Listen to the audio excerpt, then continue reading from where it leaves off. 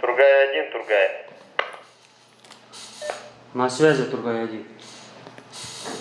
Пишем путевку на первый ход. Микрорайон Мамраева, дом 20. Третий подъезд. Дым из подвала. Принял.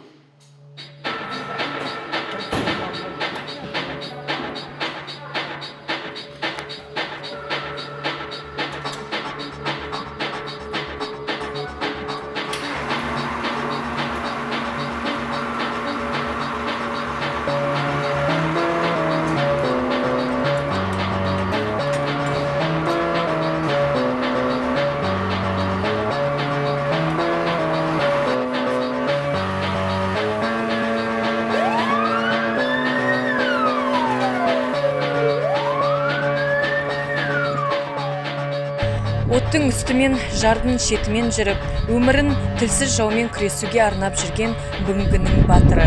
Ерлік пен азаматтықты міндет санағандар. Қайратты да қажырлы жандардың бір күні қалай өтеді? Бірге көрейік.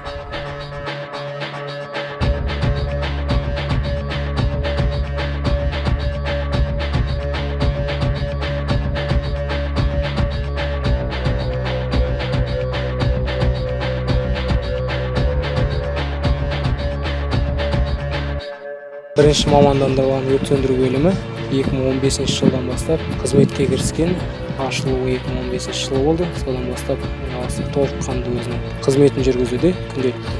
Және бұнда 120 адам штат бойынша. Соның әрбір караулда 23 адамнан және де басшылық құрамы бар. Норматив бізде секундтармен есептеледі. Әрбір секунд бізде маңызды болады. Болғандықтан әрбір секундта ол бір адамның өмірі болуы мүмкін. Сондықтан біз нормативтенді үздік нәтижеге жеткізуге тырысамыз.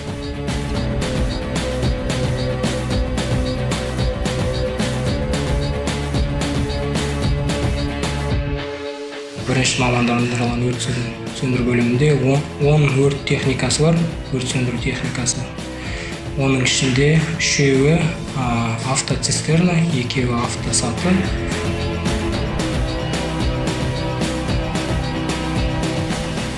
Осы жылдың басынан бастап 2019-дан 309 шақыру болды. Шақыру келіп түсті. Соның басым көпшілігі құрғақ шөптің жануы.